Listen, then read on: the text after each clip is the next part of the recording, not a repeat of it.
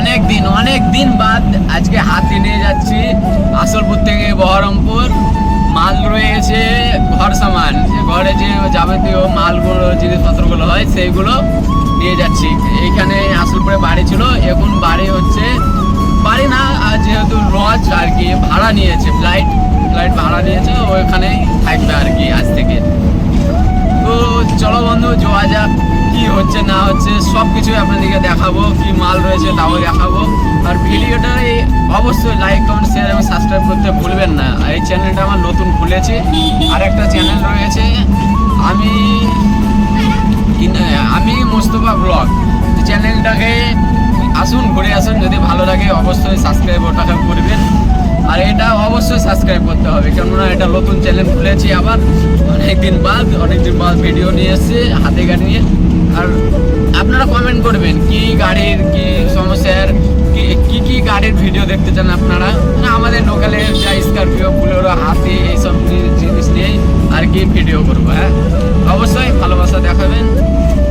By, চলেন ভিডিওটা শুরু করা যাক, যাওয়া যাক।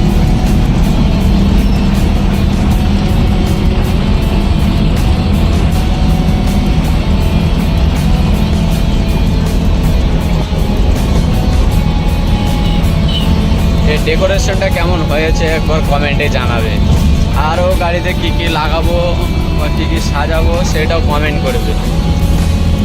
এখন আমরা মহারন্দি ঢুকে গেছি, আর খুব জল হলে পারে এখনো 25 কিলোমিটার রাস্তা রয়েছে, 25 কিলোমিটার বেশি। এই ভালো এই খারাপ, ফাইনালি এখন জীবন্তী ঢুকছি। জীবন্তী এইদিকে কান্দি আর এইদিকে বহরমপুর, আমরা চলে যাবো বাঁ দিকে।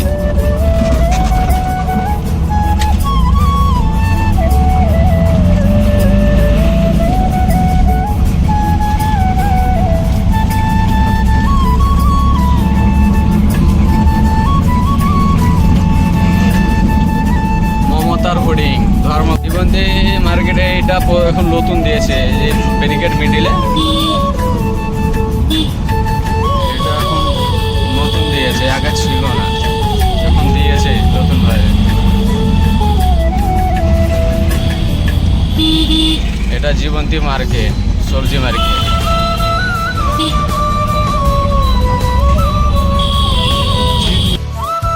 এবার চা খেতে হবে, চা, কেননা বেরিয়েছিলাম অনেক সকালে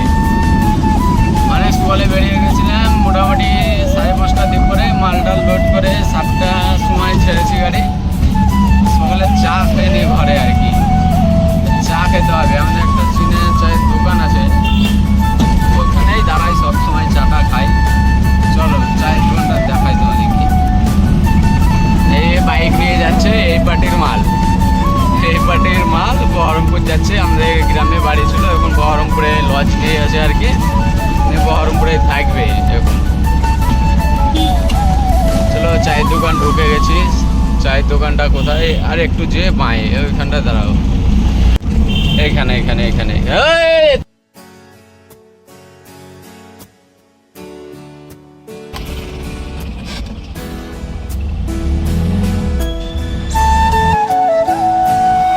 এই যে চা খেতে দাঁড়ালেন, চা খাবো। আর এই আমার গাড়ি, এই আমার সামান, ঘর সামান, এই যে সামান, ফ্রিজ, অনেক কিছু রয়েছে।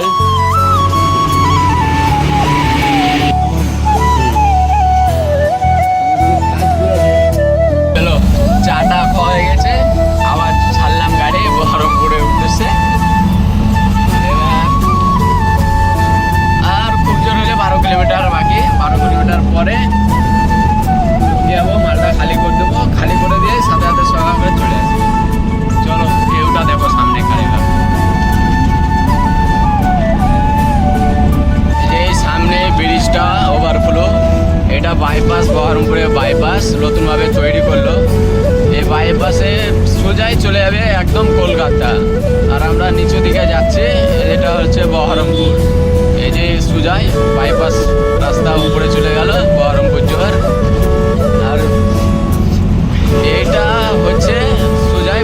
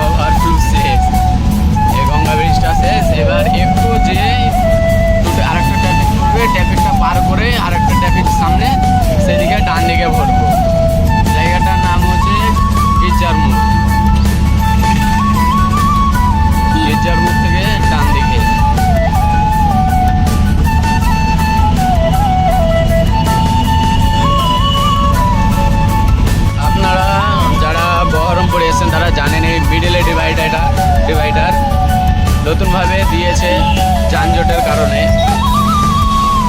ভালো উদ্যোগ একটা,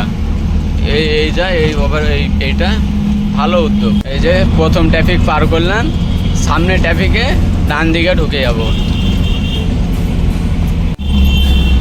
জি, এখান থেকে পার্টিকে ফোন করলাম, পার্টি বলছে বাঁ দিকে ঢুকতে হবে, ডান দিকে নয়।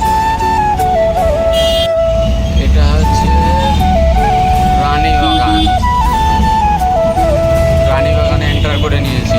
এই পার্টির সামনে যাচ্ছে।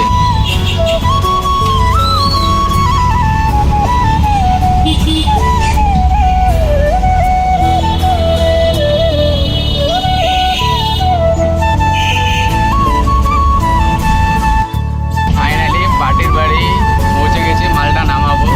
আর একটা কথা যেটা বলছে যে আপনারা যখনই বহরমপুরের ভিতর ঢুকবেন না আর কি, কমার্শিয়াল নাম্বার হোক মালবোয়া, মানে আপনাকে সিট বেল্ট পড়তে হবে অবশ্যই। এটা মাথায় রাখবেন ভালো করে, সিট বেল্ট নিতে হবে। যে বাইরে থাকবে তাকেও সিট বেল্ট কিন্তু নিতে হবে, না হলে খামোখায় 1000 টাকা ফাইন দিয়ে দেবে। এটা সবাই মনে করে রাখবেন এবং মাথায় রাখবেন। চলেন আমরা চলে এসেছি পার্টির বাড়ি, আর একটু যেয়ে আপনাকে দেখাবো ভিডিওতে।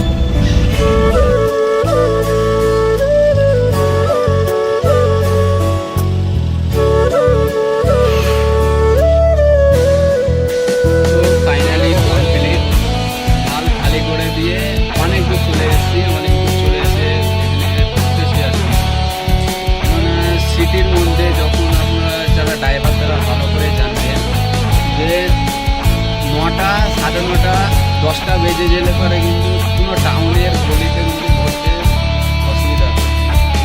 অনেক অসুবিধা হয় অনেক। তার জন্য ওই গলি থেকে বেরিয়ে এসে বহরমপুর থেকে অনেক দূর ছেড়িয়ে এসে আমি এখন বসে রয়েছি গাড়ির ভিতরে। মুখ হাত পাটা ধোবো, এইখান থেকে বেরিয়ে যাব। আর অবশ্যই এই ভিডিওটা যদি ভালো লাগে তাহলে অবশ্যই লাইক করবেন, কমেন্ট করবেন এবং সাবস্ক্রাইব করবেন। যদি ভালো না লাগে তাহলে আমাকে কমেন্টে ভুলে যাবেন কি দাদা বা ভাই এখানে ভুল হচ্ছে, এটা ঠিক করবো, অবশ্যই ঠিক করবো। আর একটা কথা, যারা টাটা হাতি মানে ম্যাজিক এসি বোর্ড যারা চলা তারা খুলেন তো এই কাজটা কিসের জন্য দিয়েছে? হাওয়া ঢোকার জন্য নাকি গরম হাওয়া ঢোকার জন্য? ঠান্ডা হাওয়া তো ঢুকছে না, যত গরম হাওয়া তত ঢুকছে এদিকে আর কি।